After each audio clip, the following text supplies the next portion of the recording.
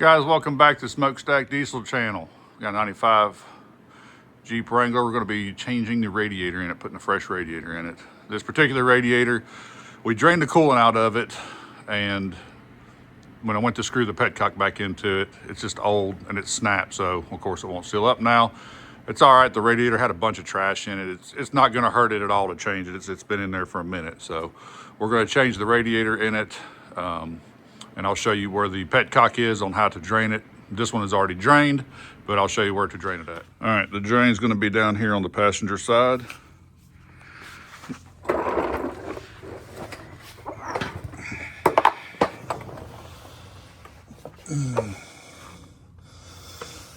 You can see right here, that's your drain. Normally, it would have a little tab right here that you could turn to open it up to drain it, and you turn it to close it. But that got broke off, tightened it up, and it snapped off, and it won't seal up now because it snapped off. So we're going to go ahead and swap this radiator out. All right, first thing we're going to do, top radiator hose, 5/16 or a flat tip screwdriver. Get this radiator hose out of the way. Unhook from our overflow tank here on the side, and then we'll take this shroud loose and scoot it forward up out of our way, and there'll be 4 7/16 bolts, 2 on each side. Got that hose loose.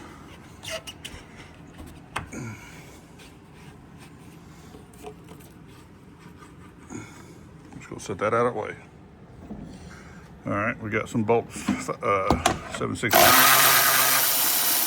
for the shroud and for the power steering. We'll have one more down there. And then on the other side,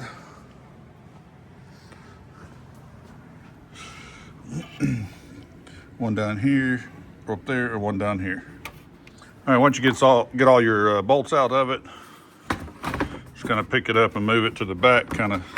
It gives you good room here.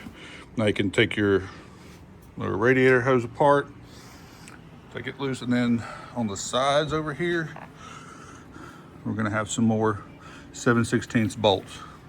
There's going to be 3 on this side.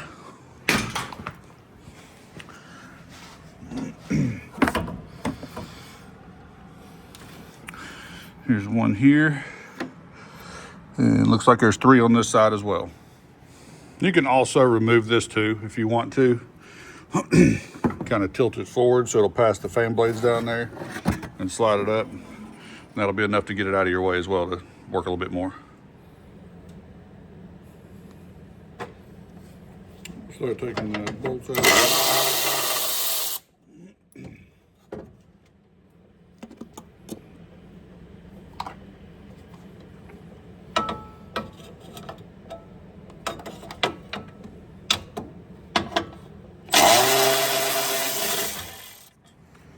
Start to get this side loose. The clips, it's not uncommon. See if I can get this in view for you here. The clips will break, and they'll just sit there and spin, so you have to get a pair of pliers and kind of grab that clip right there. Grab that clip piece and then take it out. I'll show you what it looks like. So there's that broken clip. It should have another side on it, so it slides over top and clips to it to hold it there, keep it from spinning. This one you can see is cracked up a little bit. So you can either put that back on, get you some new clips for this, or just get you a nut and put on the back side of that to hold it.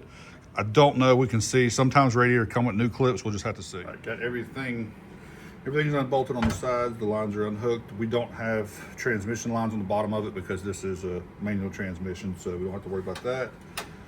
So let's lift it out. Get ready to put the new one in. Now we got the radiator bolted up, so now go ahead and put the lower hose back on. All right, we got the lower hose on, so now we're ready for the fan shroud back on it. And that notch out right there, let's got that notch.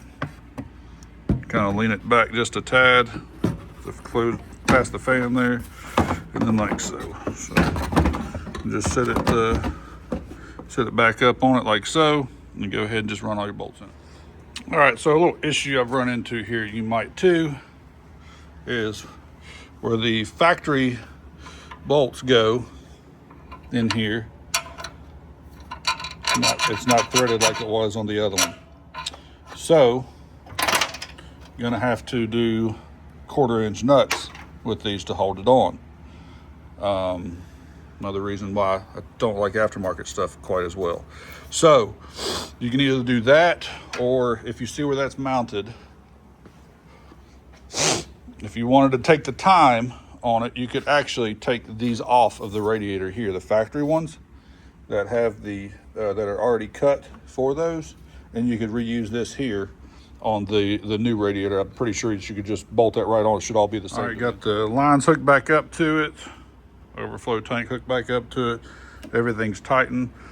So at this point, we're ready to fill it with coolant. You can do it, just fill it with coolant, start it up, run it, make sure it gets sucked all through the system and heater core and everything. I vacuum them down. That'll also tell me if I got leaks. I'll show you how that works. So here's the part number for the tool I use. I'll put it in the description as well.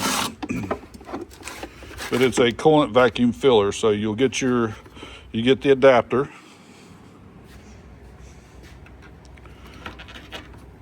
Get the adapter that'll fit, and then you'll get the tool itself.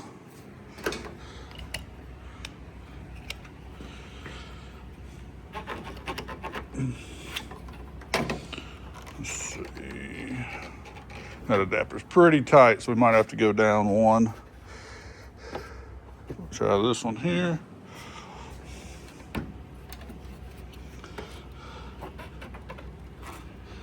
All right, then you'll tighten this base on it right here, and then we'll hook air up to it, and I'll show you how to vacuum it. All right, this little piece right here will be in the kit as well for your vacuum. Hook the air up to it.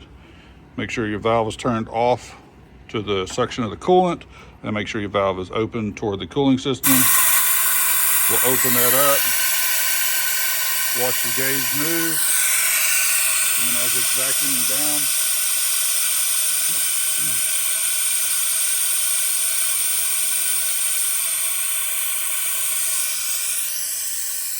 as it's vacuuming down, you'll see the hoses on these will start to collapse in. There it goes.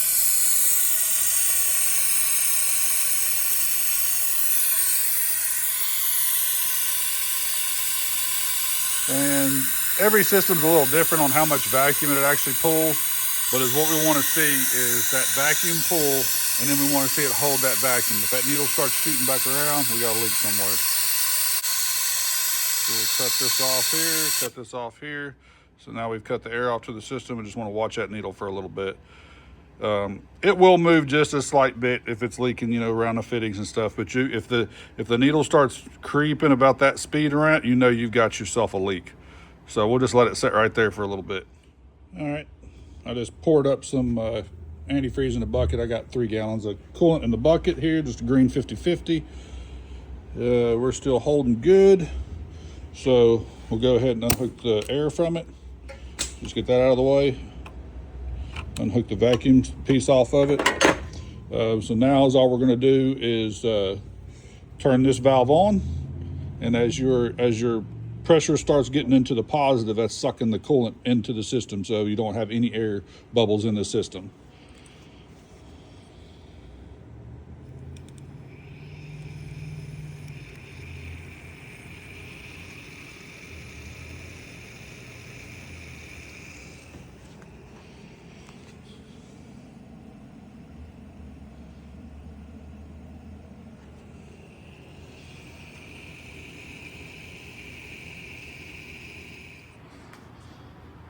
All right, needle's at 0.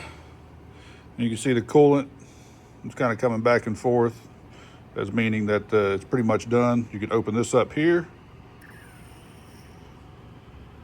and that coolant will drain back. Now you've got all the vacuum off the system. Just drain this coolant back into your bucket. Looks like we used probably about 2 1/4 gallons, something like that, maybe just over 2 gallons of coolant. It still had some coolant in the engine and stuff like that. So you'll basically unhook all this like so, and there's your coolant level right there. You can also now go back and just top off your coolant tank reservoir. All right, got the cap back on. We got the overflow reservoir tank, got it topped back off. Now she's ready to start up, so go ahead and run it. Turn your heat on, let it circulate all through there. If you didn't do a vacuum system on it, if you vacuumed it, you got all the air out of the system and it's ready to roll just like this. If you didn't and you just poured it in, that's perfectly fine. Just turn your heat on, make sure it just kind of rolls through everything. Shut it off, let it cool back down, then check your level again and make sure that if there was any air, as it cools down, it'll burp itself out. So, all right, guys, that's it for this one here. I really appreciate you guys for watching. If you don't subscribe already, go ahead and subscribe to the channel and try to do a bunch of little different stuff. Mainly work diesel trucks, but I kind of do a little bit of everything. This is a buddy of mine's truck, so try to do a little bit of everything and get the experience on it all. So if I can learn something, I'll try to put some videos out where anybody else can learn with me. But guys, I appreciate it. You have a good day.